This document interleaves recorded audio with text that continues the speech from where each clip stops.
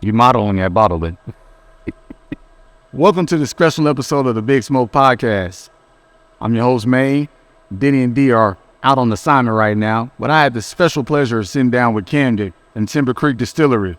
We dove into the special and unique and flavorful process of all his whiskeys that he's brewing out here. They've been in the market since 2014, but they have so many more products that are coming up, and I'm excited to show this episode. Cam, thanks for your time. It's time to join Main and Diddy, they gon' get you right. Bringing you the latest with the music, sports, and news. Hold up with a guard, this is a taste you can't refuse. Welcome to Big Smoke, where the passions ignite. Sit back, relax, take a puff, catch a flight. Big Smoke Podcast, it's your source for the best. Puff a little more, here to help you work less. Yeah, keep that pressure in my chest. Big bag, no stress, and I'm sipping on text. Camden, what's going on, sir? Not a whole lot, just making whiskey. You're doing a damn good job at it too, man. Thanks. Hey, man, we're here, the Big Smoke Podcast. Thank you, first of all, for inviting us out here. I loved your drink when I sipped it on my last episode. I said, man, let me reach out to them and see if they'll allow me to come to the factory itself and take a look. So thank you again, man. Yeah, we love having people come out and see what we do. Awesome, man. Awesome. So tell us the history about Timber Creek Distillery, man. We want to know, I think the listeners need to know, I think this local community, especially the Crestview, Navarre, Pensacola, Destin area, needs to know that they have a gym right here in our backyard of some damn good whiskey, man. So talk to us about that, man. Yeah, so I used to work as an engineer out in California, Silicon Valley. I worked for all the big tech companies. I worked for Intel, Seagate, Hewlett-Packard, a couple different startups. My wife grew up here in Fort Walton Beach, and my first job out of college was up in Panama City at the Navy base up there as an engineer. So we used to come back here for vacation every year, bring the kids back. We love it back here. My wife's dad and brother live here. We just love the beaches. We love the small town feel. It's just great. I mean, California's all right, right? It's Silicon Valley's not quite what it used to be, but you know, it was a lot of fun for a while, but it's just crazy. It's hectic. So we got so busy out there with the kids and everything. Every year we'd come back here for spring break, and my wife and I always talk about, should we buy a house? Should we buy a condo? What should we do?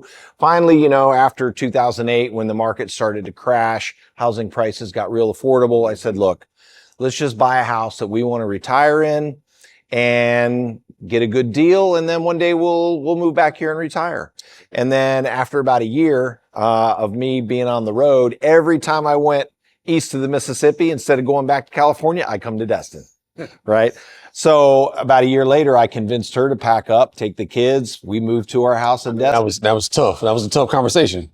Yes and no. You know, I mean, we had $1 million mortgage on a house in California. You know, things were just crazy. She wasn't happy in her job. So the timing was right. We sold our house out there. We packed up and moved to Florida, and things were good. In the tech world, you know, I can work from just about anywhere. So I said, look, I can work from here, but I'll be on a plane, right? There's no tech stuff going on in Destin, and that's fine. That's the way we want it, right? But I'll be on a plane all the time. I said, I can do that for a few years, but I want to start a business so that I don't have to travel, or at least I can travel on my own schedule, right? So I did that for a few years. I researched some different businesses. One of my neighbors in California actually sent me an email with an article from Popular Mechanics. He said, hey, Cam, check this out. I know you're looking for things to do. I think you'd be really good at this. And it was a story about craft distilling and Tito's and some of the really early guys into the market. And this was 10 years ago, right? So I started looking at it, and I'm like, that's really interesting, right? So one of the things that I learned out in Silicon Valley is almost as important as having the right product is having the right timing in the market. Absolutely. Right? Because one of the companies I worked for, we had a killer product, but we were too early to market. The market hadn't developed, and we burned through $194 million in cash before the market took off. And there was a company that started 2 years after us that was able to reap the benefits. So the company I worked for, we ended up selling the company right before we had to close the doors. We sold it to Oracle for about $200 million, but that's what the investors had put into it. So we made a little bit of money, but not much. This other company that started 2 years after us, they sold 3 months later and got bought for 1.2 billion, right? So timing in the market, right? So timing is important. So I looked at the distilling market and I looked at the craft beer market, right? So if you go back and look at the early days of craft beer out in California, we had a really cool craft beer called Pete's Wicked Ale. Awesome. Too early in the market, right? They didn't get enough customers. They went out of business. 2 years after them, a little company called Sierra Nevada started up in the same area, right? They caught the wave and they went through the roof, and huge company now, right? So I looked at the craft distilling market, and when we started, there were still only maybe 500 or 600 distilleries in the entire country. 10 years before that, there was only 200. So the ramp was just, I'm like, the timing on this is just right, right? So the timing's right. I think the market's interesting. I think there's an opportunity for me to play. But before I could go sink a bunch of money into building a distillery, I'm like, I got to know if I can distill, right? So in the craft beer world, you can make home brew. In the craft wine world, you can make your own wine. You can't make your own liquor. So needless to say, we had to set up a little moonshining operation in my backyard, and we had to do a little practicing. All right. So I got it all set up. I'm doing a little practicing, and Aaron, my next door neighbor, was a real estate broker. So he's home all the time. Right. So every day I'm like, Aaron, try this. Here's what I did different. Today I did this. I did this. Tell me what you think. Try this. So I'm bringing him little mason jars of things to try. And he's like, oh, that's interesting. Oh yeah. So he started getting interested and looking into it. And then when you make whiskey, it's different than making something like rum and just using sugar, right? So when everybody starts out, they start out with what's called a sugar wash, which is just water and sugar and some yeast and some nutrients and things like that. It's basically crappy rum or moonshine, right? It's awful stuff. But that's how you kind of learn, right? But then when you go to whiskey, you actually have to cook the grains, and it's basically the same as making beer. So it turns out Aaron was a home brewer. So he had all the home brew equipment. He knew how to cook the grains. He knew how to deal with the enzymes and the yeast. He knew all that stuff, and he had all the equipment. So I was telling him what I'm trying to cook the corn. I'm doing this. I'm doing that. He's like, oh, you need a mash cooler. You need one of these. You need one of those. So he would go get it. And so as it started to look more like beer, he got even more interested in it, right? So we kind of started working on this together a little bit, and we made a little whiskey. And I'm like, okay, now that I've made a little whiskey, let's put it in a barrel and see if it's going to taste any good. So I got me a little 5-liter barrel off the internet, and I filled that thing up. And in the little barrel, it's supposed to mature in about 3 months because there's more surface area. So it's not like an aged whiskey, but you get the barrel flavors from it, right? So we put it in that barrel, and after a month, I'm like, this is awful. And after 2 months, I'm like, this is still awful. And then it's supposed to be 3 months, right? So after about 3 months, I'm like, this is still awful. I'm like, forget it. This is a waste of time. And I let it sit. And after about 4 months, I went back. I'm like, okay, let me try it again. I tried it. I'm like, wow, this is really good. This is really good. So I'm like, okay, I can make whiskey now, right? So then we started planning out what's the process, this, that, and the other. And needless to say, one of the things that I didn't research and didn't understand is that here in the state of Florida, let me make this clear to everybody, here in the state of Florida, it is illegal to own a still or still components for any reason at all. You cannot distill water in Florida. That is illegal. Wow. In most states, you can own a still, you can distill water. In some cases, you can even make ethanol fuel for your tractor, right? They have a fuel permit that you can get, so there's lots of leeway in a lot of the states. There's even a few states where it's now legal to home distill, Arizona and Missouri right now. Florida, no, right? So I had bought some pieces online. And I even called the company. I said, look, do you guys have to turn your customer lists over? How does this all work? They're like, yeah, once a year, we have to give our customers over to the Treasury Department so they can see who's buying, make sure everybody's doing what they're supposed to do. But they're like, look, I've got customers buying from us that are deputy sheriffs, they're FBI agents. I got an ATF agent that buys from me, right? So he's like, look, just don't go out there and try to sell it and make a bunch of money. And that's where they get pissed off, is when you start distributing, right? I'm like, okay, so I got it. I'm not going to sell. I'm just going to practice a little bit, right?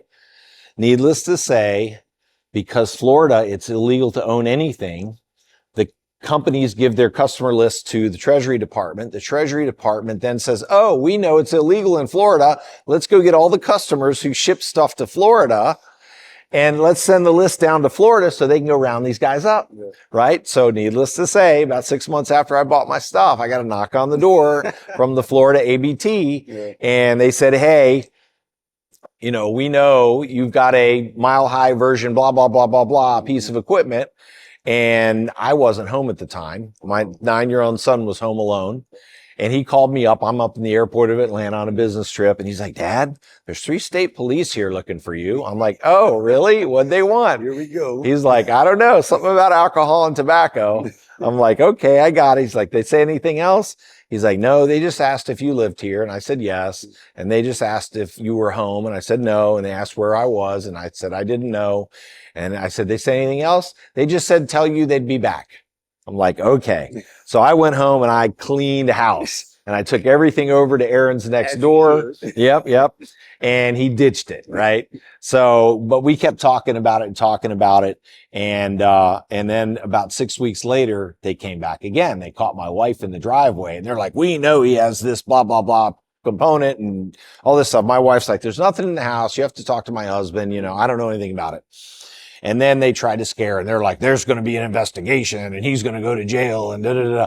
Or we're offering amnesty. And if he turns over his equipment, we'll just forget about it. Right.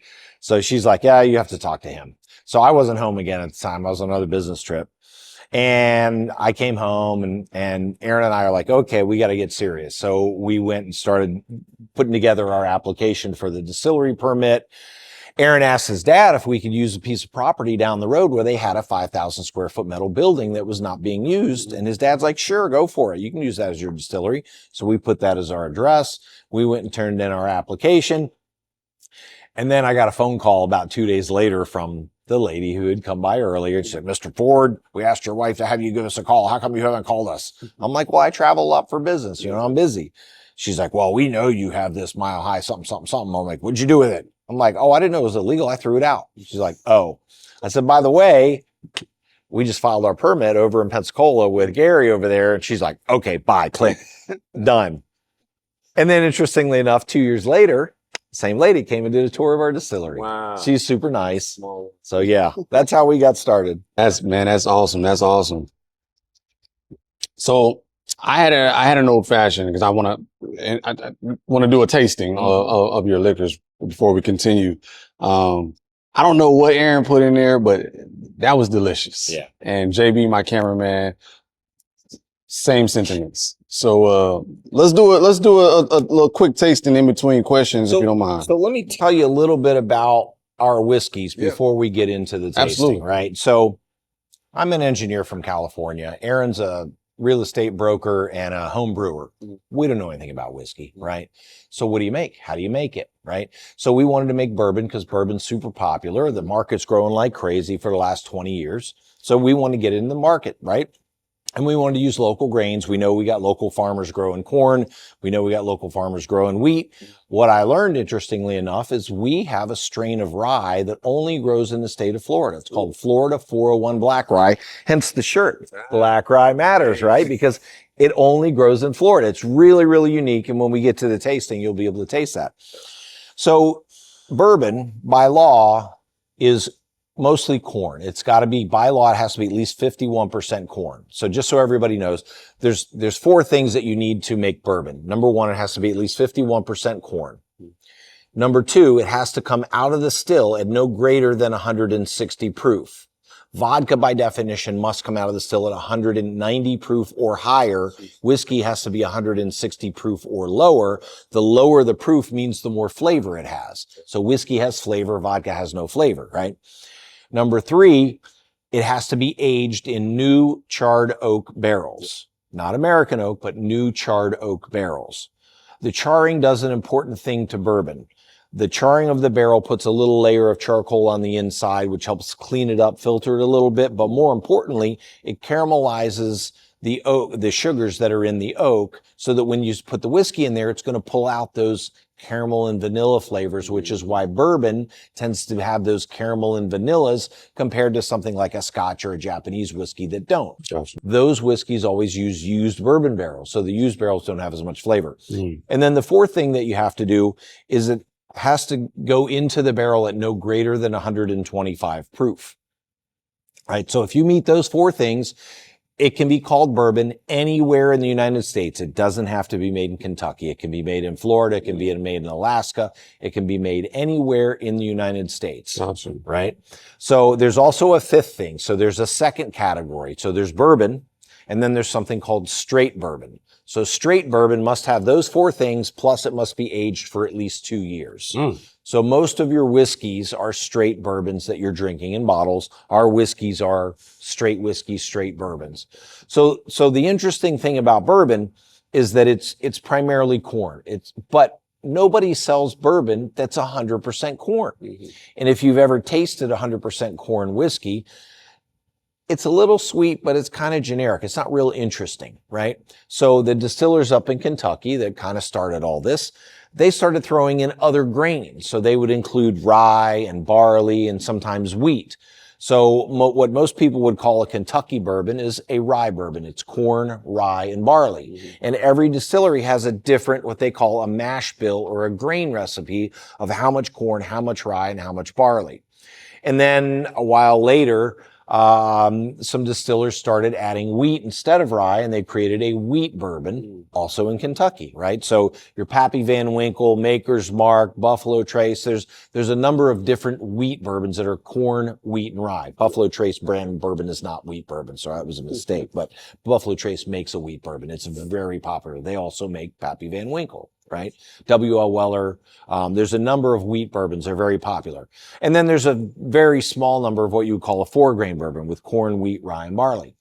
So when you're drinking whiskey, if you have a really well-aged 12, 15-year bourbon, you can't taste the grains. You can't taste the mash bill. It doesn't matter whether it's a wheat bourbon, a rye bourbon, low rye, high rye. It doesn't matter. You're just tasting the barrel. But 99% of all whiskey that's consumed is between 3 and 6 years old, right? So at those ages, you can taste the grains. So a big difference between different whiskeys is going to be the flavor of the grains. So that's why everybody has their secret mash bill recipe of how much corn, how much wheat, how much rye, and how much barley, right? So if you go look at the different whiskeys and you try different whiskeys, some of them you like, some of them you don't. Why don't you like the ones you don't like? Why do you like the ones you do like? Most people don't really know, right? I'll argue that in most cases, everybody's palate's a little bit different. And those whiskeys, the mash bill may not be balanced for your palate, right? So when you look at these mash bills, and all the different distilleries have their own different mash bills for the most part, what do? We're a new distillery. I've never made whiskey before, right? So what a lot of small distilleries do is they're like, oh, my favorite whiskey's Maker's Mark, so I'm going to copy their mash bill and I'm going to make whiskey, but I'm going to make it better than Maker's Mark. Oh, well, they've only been doing it for 80 years, so you think you're going to do it better than them? They've been doing it for 80 years, right? And you're just going to start from scratch, never having done it before, right? And make better whiskey than Maker's Mark? I know distilleries that have tried that, right? And it's interesting, right? So from my tech role out in California, I did a lot of competitive analysis. So I'm looking at this and I'm like, what are the chances that I'm going to be able to make better whiskey than any of these big guys who have been doing it for 50, 100, 150, 200 years by copying what they do? I'm not going to be able to do it. So I got to do something different, right? I got to have a competitive advantage. So when we started distilling, we started out getting the grains we could get, right? So we could get corn, right? But I didn't know where else to get the other stuff. So we started distilling corn. And we're like, okay, well, let's throw it in some barrels and see what it tastes like, right? And then, okay, I got some rye. Well, let's do some rye. Let's throw that in a barrel and see what it tastes like. So I started looking at this because we didn't know what mash bill to do for our bourbon. So we said, you know what? Let's not decide. Let's distill 100% single grain whiskey, figure out how to distill corn the best we can distill corn, figure out how to distill rye the best we can distill rye, figure out how to distill barley the best we can distill barley. Let's put it in a barrel, see what it tastes like down the road, and then let's blend them together and figure out what tastes good together. So that's exactly what we did. And as far as I know, we're the only distillery in the United States to distill 100% single grain whiskeys and blend them together to create different bourbon flavor profiles. Wow. There are distilleries that blend. There's a number of distilleries like High West and Jefferson's and these guys that buy all their whiskey from other distilleries and they blend them together to create something that's a little bit unique, right?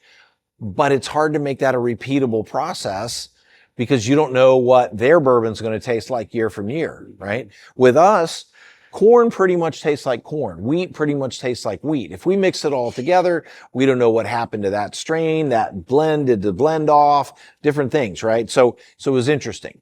So what we did is we decided we were going to do these single barrels. So you see behind her, we have barrels of rye, we have barrels of barley up there, we have single grain whiskeys.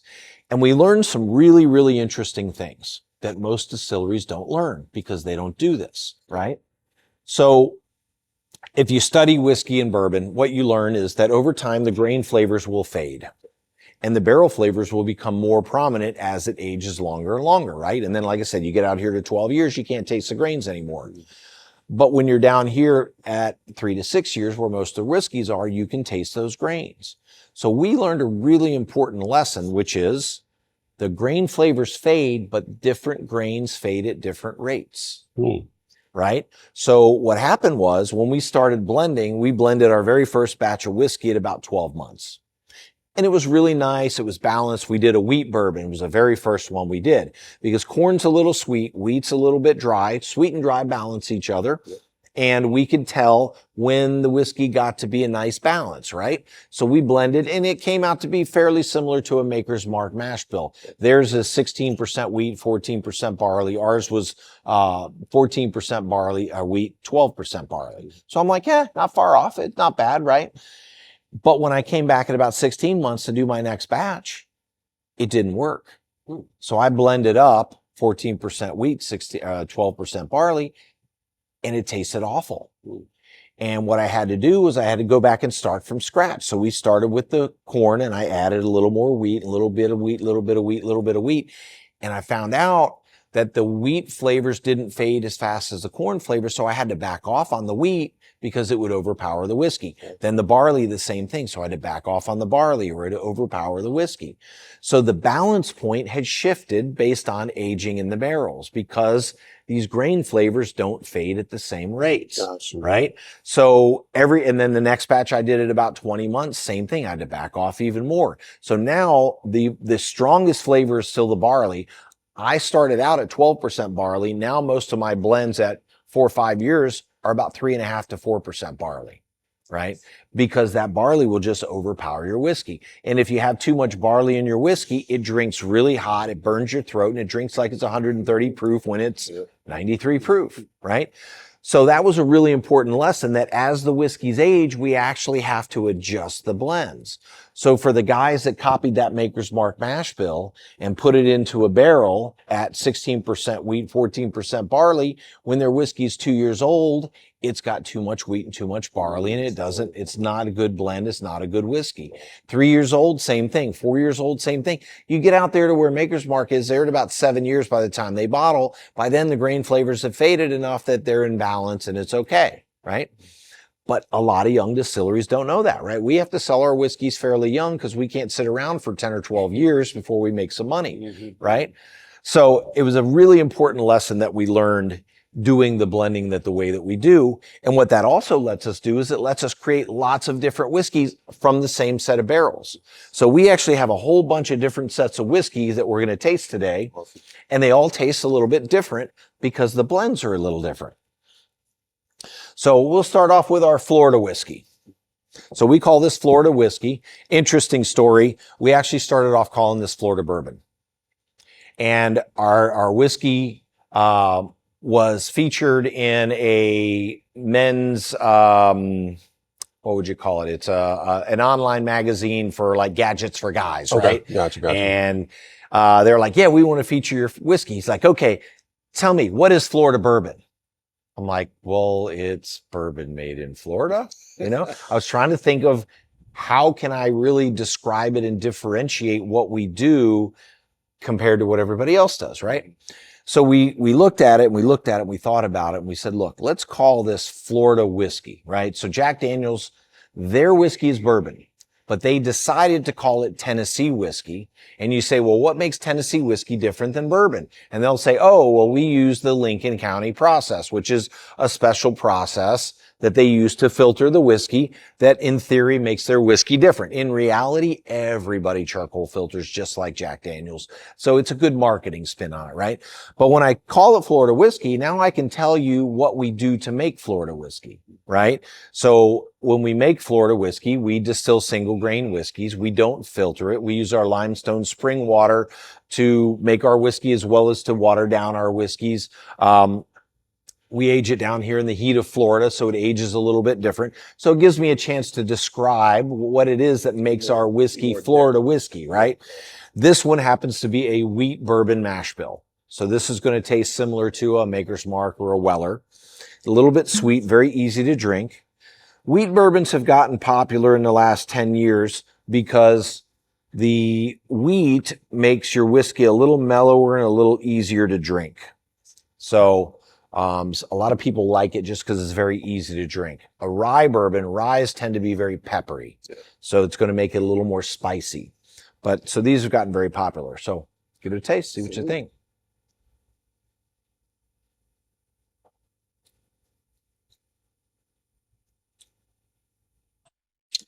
That's delicious.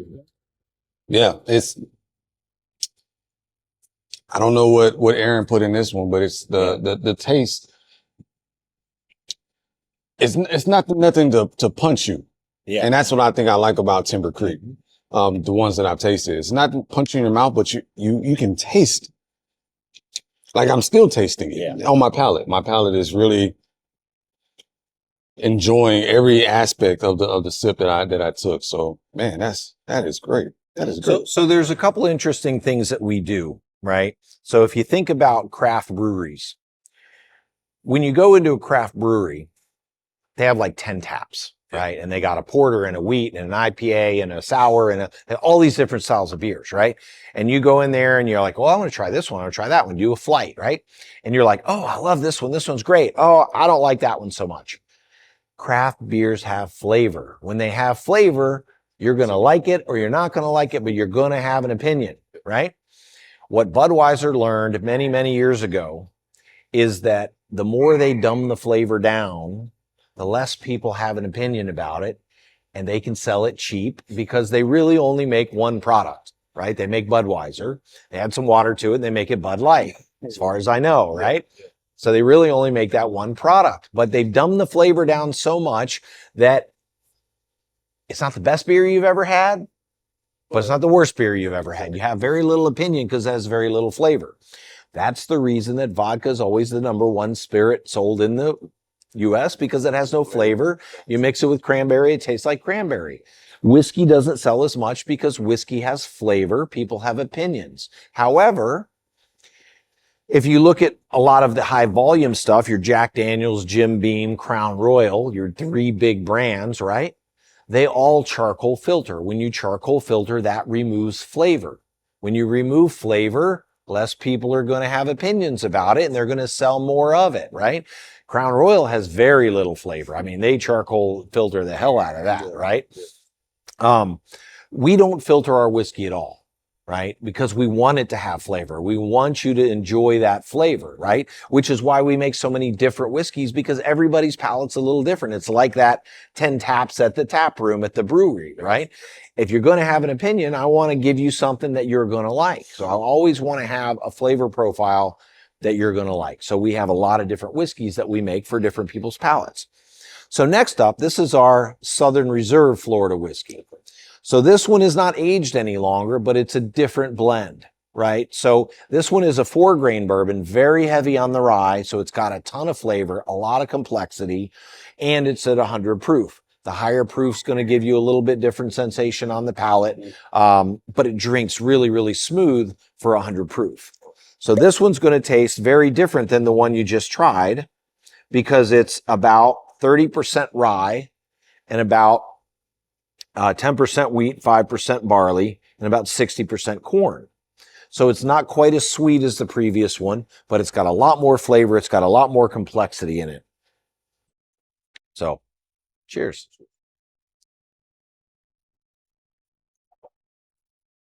So this is the one we would drink smoking a cigar, right? This has got the right flavor, a lot of complexity. It's a nice sipping whiskey. Even at 100 proof, it's easy to sip. And that's exactly what I was going to say. This one is excellent for a cigar. If I'm pairing, shout out to Navarre Cigars. If I'm shouting my plug out, I would definitely do a Connecticut with this cigar right here. Nice and smooth. Oh my gosh. This is great. Okay. Oh, I already have my cups out here. All right. So next up is our Florida Black Rye. So again, I told you this is a grain that only grows down here in Florida. And you know, in the winery world, they have something called terroir, right? Which basically says grapes that grow in certain climates are going to taste different, even though they're the same grains. So in the whiskey world, we have the same thing. Rye that grows in Florida tastes different than rye that grows in Canada. A little bit, right? I mean, it's still very similar, but it's got very subtle differences. So this is our Florida Black Rye. So this is 100% rye, right? There's not many 100% rye whiskeys on the market. We love doing this straight 100% because the flavor is so amazing, right? So this grain grows down in Central Florida. It was crossbred at the University of Florida to grow down here in our crappy, hot, sandy soil, right? So farmers tend to plant this as windbreaks for the fields, right? You're down there in the middle of Central Florida. You got these big flat lands. When the winds come whipping across, it's going to blow away your topsoil and your seed or whatever. So they'll plant this rye and it grows really tall, really fast. And then in the wintertime, they'll let the animals forage on it because it's a good forage crop. It's a cereal grain. But for the most part, people in Florida grew this grain for the farmers, not for making whiskey. So we were the first people to make whiskey out of it. And because they plant it around the edges of the farms, there's no irrigation. So the farmers who grow this for seed, they don't irrigate. So it grows down there in that crappy soil, no irrigation. The yield is very low. It strains, it struggles. And if you look at the winery world up in Napa Valley and you go talk to the winemakers, what they'll tell you is that the best wines come from way up on the cliff and they grow on a side of a rock and they got winds whipping them and they're struggling and they're straining and those flavors get concentrated down, right? So we think that this is the same thing with this grain because it's a scrawny little grain. We don't get very good yield out of it on the whiskey, but the flavor on it's amazing, right? So when you taste this rye compared to like a Kentucky rye, or most of your Kentucky ryes actually use rye grain out of Canada, the northern ryes tend to be very peppery, very spicy, a little more dry, not quite as sweet. This one you'll notice that the pepperiness is not so forward and you get a lot more baking spices to it. And this one also has a nice little honey finish on the back end. So it's a really unique whiskey. It's delicious. We drink a lot of this. This is really good. Salute. Oh yeah, that's delicious. I see what you mean on the honey on the back end. It's not letting me down, y'all. This is so far let me say my words. So next up is our single malt. So I'm really a Scotch drinker. I came from more of the Scotch side because I was out, with Hewlett Packard. They're buying me all kinds of 18-year Macallan at dinner and stuff, right? So I'm loving all the Scotch, and I really learned and developed the Scotch palate. So when I came into this, I really wasn't a bourbon drinker. I was more of a Scotch drinker. The rye Scotch drinkers also are kind of pretty good rye drinkers. And then you move into the bourbons and they tend to get a little sweeter. So I've been building my palate onto the bourbons, and there's some really good bourbons that I love, but I'm still more of a Scotch guy. So we actually did a single malt whiskey. So this is 100% barley. It's like an American version of a Scotch or an Irish whiskey. Now, there's no smoke or peat or anything like you get out of Scotland. So it's probably a little more like an Irish whiskey where they have less of the peatiness. Your Irish whiskeys are 3 times distilled, which just means that it has less flavor, right? The scotches are 2 times distilled, which is what we do. So ours has a lot of great flavor, but it's just the barley flavor, right? So barley, you're going to get a nice butteriness to it. You get a nice texture from that, and you get a little hint of licorice in there, but it's a really nice, easy sipping. It's kind of like I tell people, it's sort of like an Irish whiskey on steroids, because again, we don't filter it. It's twice distilled. It's got a ton of great flavor in it. So if you're a Scotch drinker, you'll definitely recognize the flavor palette. Yeah, absolutely. Get in here, JB. Thank you.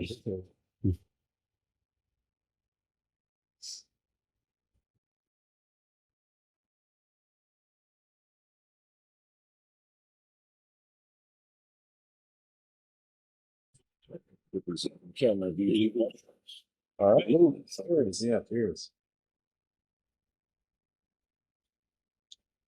Mm-hmm.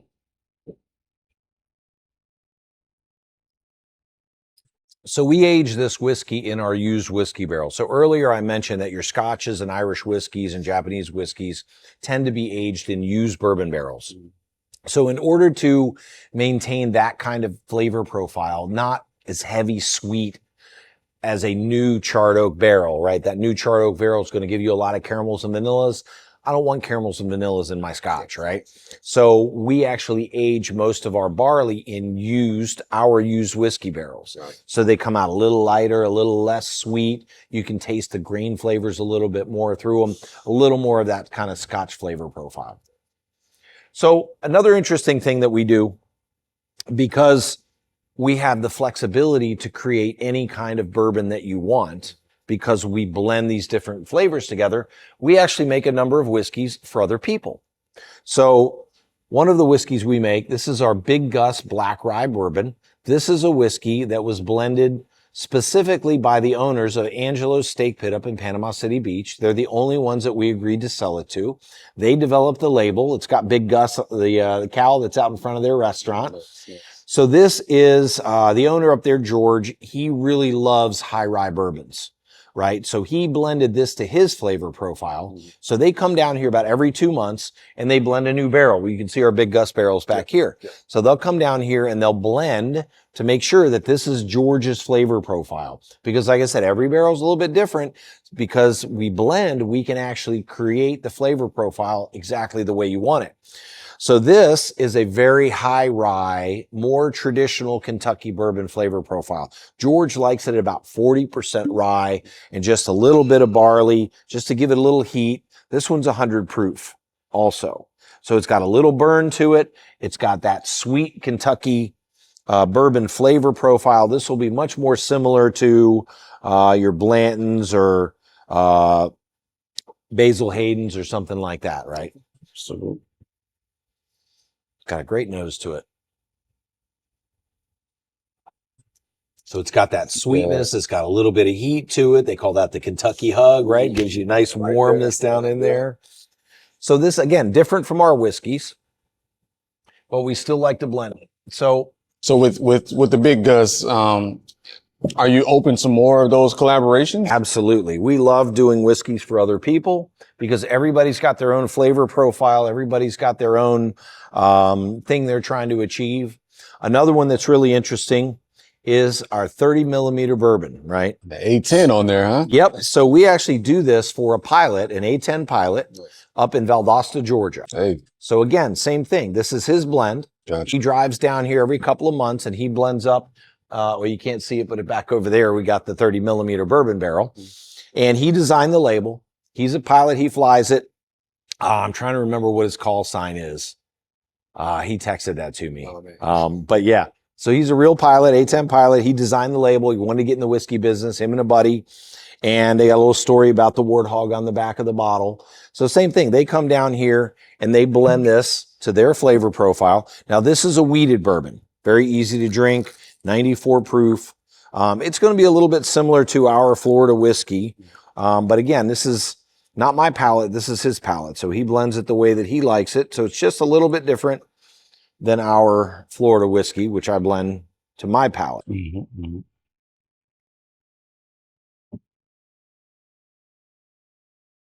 All right. Okay.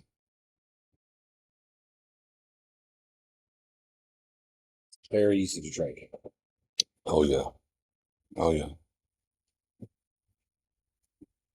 Okay, and then the last one we've got is another interesting story. This is our throwdown whiskey. Oh wow. So a while back, we were approached through a friend who used to do some work for us about a music festival down in Leesburg. Okay. And this is where they got together like 30 rock bands. And the guy who organized it is the road manager for the band POD, right? So POD is a rock band from back in the 90s and 2000s. Their big hit song, one of them was Youth of the Nation. Youth of the Nation, right? You may not know it. He knows it, right? Yeah. So those guys, so what we did was we sent them out our bourbon blending kit that has the 4 bottles of the single grain whiskeys, and they blended this together to come up with their blend. And the artist who does their labels, their design on their CDs, I guess now, right? They designed this label. Nice. And we did this whiskey specifically for the Throwdown at the Campground Music Festival that happened a couple months ago down in Leesburg. Right? So this, again, not my flavor profile. This is their flavor profile. Now, what they wanted to blend this to was they wanted this to be kind of similar to a Jack Daniel's. It's a low rye bourbon, very familiar flavor profile if you ever had Jack Daniel's. It's a sweet bourbon, mixes well with Coke. Again, another unique whiskey that we make. I would like to try this one too. All right. Get in here, JB. Get sorry, in. Get in here now. I heard POD and I was like, man, I gotta rep my boy Sonny over here. Yep. Yeah, we actually, after the festival, we did a donation. Sonny runs a charity called the Youth of the Nation Foundation, where they raise money and they go into local schools and they teach music to underprivileged kids. That's awesome. So yeah, we made a nice donation to Sonny and his charity out there after we did the event. So yeah, he's great. Yeah, Salute. So a little sweet, very easy to drink. Super easy to drink. What's your thoughts, JB? It's very smooth, man. Very smooth. It definitely has that Jack kind of Right. kind of taste. It definitely tastes a similar profile there, but like almost like a more woody undertone. Mm-hmm. Yeah, it's good. It's because we don't filter it, right? Yeah. Leave all those flavors in there. It's good stuff, man. I like that one. We just put that one right there. So yeah, I mean, we make all different kinds of whiskeys for all different kinds of people. We love doing private labels. We think our core 4 kind of hit the major markets of what people generally drink, but you know, everybody's got a little bit different twist on it. They want to make a unique whiskey. We've got a guy up in New York that we did a custom gin for. Oh wow. He came up with a flavor where he wanted to blend basically our gin with a little bit of bay leaf. It's really interesting. So we do a custom gin. We've got another guy in Pensacola that we're doing a bunch of flavored vodkas and another whiskey and some rum with. So those aren't on the market yet. But yeah, we love doing private labels. Restaurants, we do Angelo's. We'd love to do some other restaurant private labels. We got some folks we're talking to right now Awesome. about doing some vodkas and different things with their label on it. So yeah, we love working with people and trying to help them come up with things that they like and carry their brands forward. And that's awesome, Cam. And I think that's critical for this community. We need to make sure that keep the economy local, right? We want to make sure that you're getting exposure, 1, and then 2, the people can understand and they come back to Timber Creek, bring those customers in here. So speaking of this Timber Creek, do you guys have events here? You do that bring out, I know y'all see the disc golf. I know that I got a couple of disc golf buddies that have mentioned this place before, but what else do you guys offer out here? Yeah, so we like to do lots of fun stuff out here. You know, the one thing that we have, it's interesting, right? Because if you look at Pensacola, there's like 14 breweries now in Pensacola. Breweries you can do in a city. Distilleries, it's really hard to do in a city because when just throw Bonnie in the other room because she's the one that causes all the trouble. I had her in the other room and everything was quiet. Yes, but wasn't barking. It wasn't fighting. But Yeah, so we have scale. We have 212 acres out here in the woods. So we want to do things that we can do on the scale that you can't do in a city. Gotcha. Right. So we have an 18-hole golf course out front. It's getting in better and better shape. We're mowing it and letting the grass grow back, and it's getting better. Disc golf's a lot of fun. We have an axe throwing range. We like to do axe throwing. It's all outdoors, right? So when it's raining, it's not much fun. We have a big patio out back. We have a brick pizza oven. We have a pit barbecue. We have a food trailer, so we can serve food. So we do lots of different events. We do our own pizza. This weekend, we're doing a taco bar. We do barbecues. We do brick oven pizza classes. We do lots of private parties. We want to shout out to anybody who wants to do birthday parties, retirement parties, weddings. We've done one wedding out here. As we get our grounds in better and better shape, we'd like to do more weddings, more big parties. We have a class reunion coming up in a couple of months where they're going to have a couple hundred people in a band out here. We have a nice little bandstand out there. It's small. We're going to be building a bigger stage for things like that. Once a month, we do comedy events. So we get comedians from all over the Southeast, everybody from Memphis to Miami, from Texas to, South Carolina. We get them all over the place, and they're fantastic. So it's different comedians every month. We work with some local guys who do all the booking for us. They know the comedians. They do this for a living, and they book us some great comedians. So once a month, the first Saturday of every month is our comedy night. The nice thing about comedy is we bundle it all together. We make it real easy. So for $40, you get all you can eat pizza, all you can drink cocktails, and the comedy show. It's a great date night. Drink all you want, right? We also added in a VIP ticket for that. And we started doing a little bit different, trying to stratify it a little bit. So this last one we did, I think the next one we're going to do the same thing. We do a 5-course kind of tapas dinner, right? Starting an hour earlier from the show. Aaron does paired cocktails. So I'll come up with the different foods. We make them in our food trailer, and then we'll bring them out and serve people different courses of tapas, little snack things, and Aaron will pair a cocktail with it, right? So we'll do, meatballs paired with an old fashioned, or, this last time we did braised short ribs. They were amazing. Man. Making me jealous. My mouth watering right now. So yeah, we have a lot of fun out here. We love to cook. I love to cook. We like to have fun events. We're going to start doing more music events when we get our bigger stage built.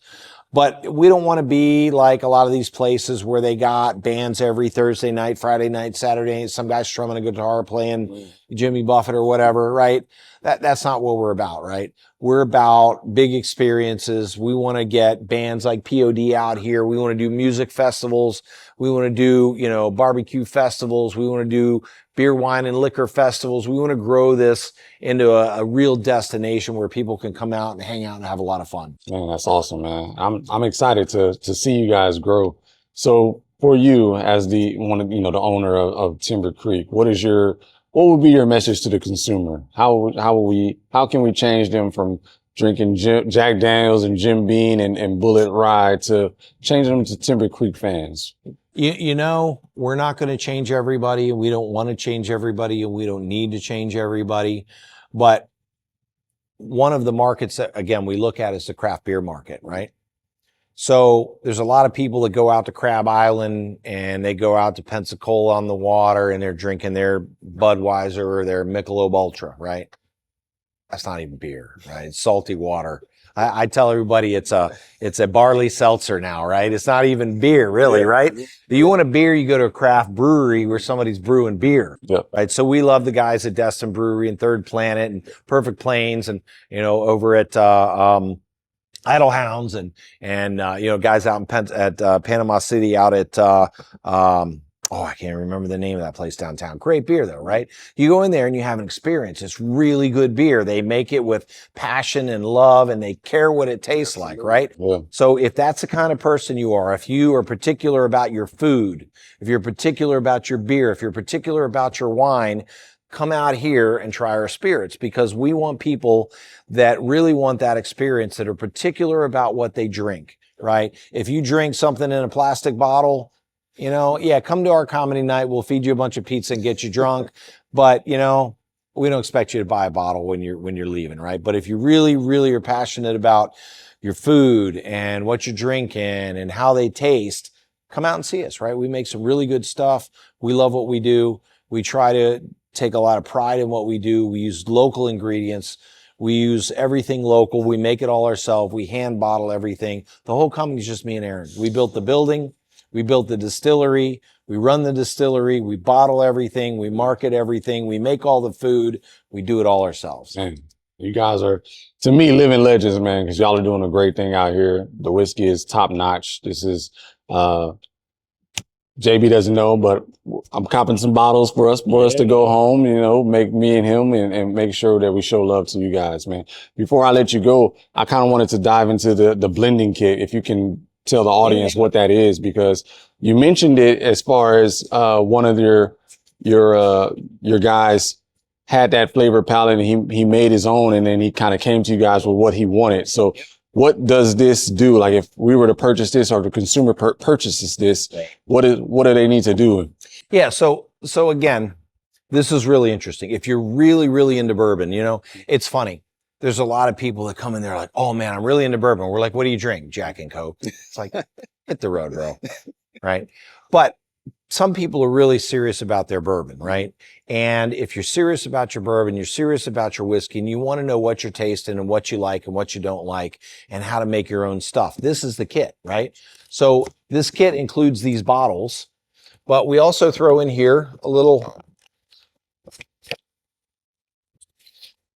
kit with the other toys. So inside of our kit, you get, first and foremost, this is our bourbon blending guide, right? And we talked about the mash bill. All the different distilleries have different mash bills. So in the back of our bourbon blending guide, guess what we have? We have a list of your Jack Daniels, your Wild Turkey, all your big bourbons, what the mash bill is, right? Everybody's like, oh yeah, I love this, I love that, right? Here's an interesting tip for people that really like their bourbon but haven't done the homework that much. If you really like something high end, chances are the same distillery makes something low end that's pretty darn close, right? So I like to use Jim Beam as an example. Jim Beam, they have what they call their standard mash bill, 76% corn, 12% rye, 10% barley. But look at all the different whiskeys that they make. These are all the same whiskey. Yeah. When they distill it, it all goes in the barrel the same. They make Booker's, they make Baker's, they make Knob Creek. Most people don't even know Knob Creek is Jim Beam, right? They got their Jim Beam, they got the black, they got their single barrel, they got Distiller's Select, Old Crow, Old Taylor, Distiller's Masterpiece, Devil's Cut, and Jim Beam Bonded, right? These are all the same whiskey. So what makes one of these different than the other, right? So at the top of the heap is Booker's. This is their most premium whiskey that they make, and is named after Booker No, the head distiller, has been there for 40 years or something, right? And his whole family, long line of Beams that have been distilling forever, right? Yeah. So Booker's is the only whiskey that they make that is unfiltered. Like our whiskeys, unfiltered means lots of flavor, right? Then they have Baker's, they have Knobs Creek, they have all these different ones. So what makes them different is the warehouses they have are sometimes 8 stories tall. It's hotter at the top than it is at the bottom, Gotcha. right? So the whiskey that ages at the top is going to taste a little different than the whiskey aging at the bottom. So the difference between all these different whiskeys is the blender. It's the guy who picked barrels from the top, from the middle, from the bottom, from the outside, from the inside. They're all going to have a slightly different flavor profile, right? Now, they're all pretty darn similar, to tell you the truth, right? So if you love your Booker's, you can get you some Baker's for a little bit cheaper, or you can get you some Jim Beam or Old Crow. It's all going to be very, very similar, right? One of the things that I like is I like high rye bourbons, right? So Jim Beam also makes Old Grandad, and they make Basil Hayden's. So Basil Hayden's is high rye. It's delicious, but it's 86 proof. So 86 proof Old Grandad is $12 a bottle. Right? 86 proof Basil Hayden's is somewhere between $40 and $100 a bottle, depending on which one you buy. Right?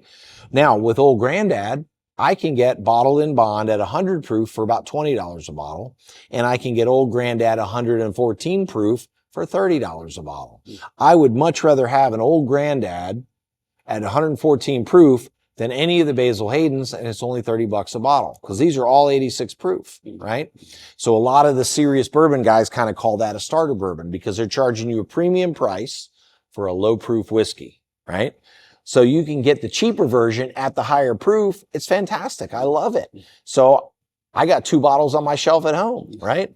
So that's what I drink. Again, same thing. If you look at here, we've got Blantons. There's a lot of people out there that are hunting for Blantons, and they pay somewhere between $60 and $200 a bottle, depending on what state and where they're at and what it is, right? But if you look at what they call Buffalo Trace Mash Bill number 2, there's a whiskey called Ancient Age, Elmer T. Lee, Rock Hill Farms, Hancock Reserve, and Blanton's. These are all the same whiskeys. What makes them different are, again, ages, proof, where they're picked from the warehouse. Most people don't know. If you can find a bottle of Ancient Age, it's a 6-year version of Blanton's. That's $12 a bottle, $10 a bottle. Now, people figured this out, and you can't hardly buy Ancient Age anymore, right? But same thing, right? It's the same whiskey. It's just a matter of proof and age, right? So same thing, Eagle Rare, Old Charter, George T. Stagg, Colonel E. H. Taylor, Stagg Jr., Benchmark, Buffalo Trace. Benchmark 8's gone crazy. It used to be a $12, $15 bottle, right? It's, you know, you can't touch it anymore because everybody figured out it's the same as all these premium whiskeys, just a little bit different proof and age, right? So instead of paying $2,000 or $3,000 for George T. Stagg, you can pay 15 or 20 bucks for a Benchmark that's not quite as old, not quite as high a proof, but pretty darn close. Good stuff. So if you do your homework, you can find whiskeys that are just about as good as those super premium whiskeys, right? Or you can use our bourbon blending kit and you can blend your own. So the other things we include with the kit is we have a little beaker here so you can blend. So yeah, it's just a little graduated beaker.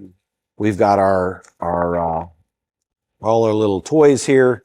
We've got our pipette, so you can measure how much you're doing. We have a little stir rod, so you can stir it all up. So it's a whole kit, right?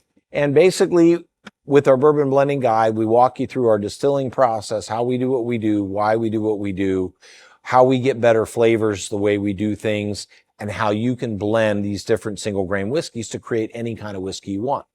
So it's a lot of fun. Man, that's beautiful, man. The other part that's really interesting is that, again, when you go out and you try this bourbon and that bourbon, you may like it, you may hate it, you don't know, right? But why don't you like it if you don't like it, right? So what we teach you is when you go into this bourbon blending kit and you start blending, you can tell what it tastes like with too little wheat, too much wheat, too little rye, too much rye, too little barley, too much barley. You do that 3 or 4 times. I've done this a zillion times. You can now taste a bourbon and you can say, this one isn't quite right for me. It doesn't have enough barley, or it's got too much barley. Oh, this one's too dry. It's got too much wheat in it. It needs a little more corn, right? Not only that, but if you have our kit sitting on your shelf and somebody brings you over a bourbon that you don't like, you can figure out why you don't like it. You can add a little more corn. You can add a little more rye. You can doctor up that bourbon and save it, right? You always see these bourbon blogs and these bourbon groups on Facebook and stuff where people are like, oh, that's a drain pour. Well, it's a drain pour because you didn't like it, not what necessarily wasn't good. With this kit, you can fix it. Gotcha. Right? That's beautiful, man. So the other thing that we do, if you don't want to, buy the kit and take it home and do all that stuff yourself, we offer a bourbon blending tour at the distillery. So if you come up here to the distillery and see us, then we will take you through a detailed tour of our distillery. We'll talk to you about how we do what we do, why we do what we do. And we will sit down with you and walk you through the bourbon blending process. And we'll blend a wheat bourbon, a rye bourbon, and a 4-grain bourbon to your flavor palette. And you'll leave here with your own custom blended bottle of bourbon that you blended. So that's a lot of fun. Yep. Cam, I can't thank you enough for inviting us here out here and to your massive space, man. This is awesome. I'm excited to see what Timber Creek is going to do in the future. You got a fan in me, and definitely advocating for you guys wherever I'm at. So I thought we were going to talk about cigars. Yeah, I wanted to get into some cigars, man, and I think I'm gonna have to come back out here and bring some more smokes. I brought some personal smokes for you and Aaron, but I wanted to get into some. I just wanted to show love to Timber Creek. Yeah, I think that was my goal, man, to show some love to you guys, man. Well, it's interesting. And I think I mentioned this to some of you guys. So when you get into kind of this craft space where you're creating flavors, you got things that taste like stuff, right? I love my cigars too, right? Can't smoke them all the time, but I love them. So I started looking at what makes different cigars different, right? And I learned about the different parts of the tobacco plant that yield different types of cigars. There's different plants, different seeds, different strains, different genetics, different areas they grow them in. Same thing with grains and grapes and all that stuff, right? You get stuff that grows in Brazil, you get one flavor. You get stuff that grows in Honduras, you get a different flavor. You get stuff that grows in Cuba or Dominican Republic, it's different, right? Different terroir. And then of course you've got the different parts of the plant. The top ones are heavy and oily, and the middle ones are the seco in the middle are kind of medium, and then you've got the stuff at the bottom that's very light, and they use it for fillers, right?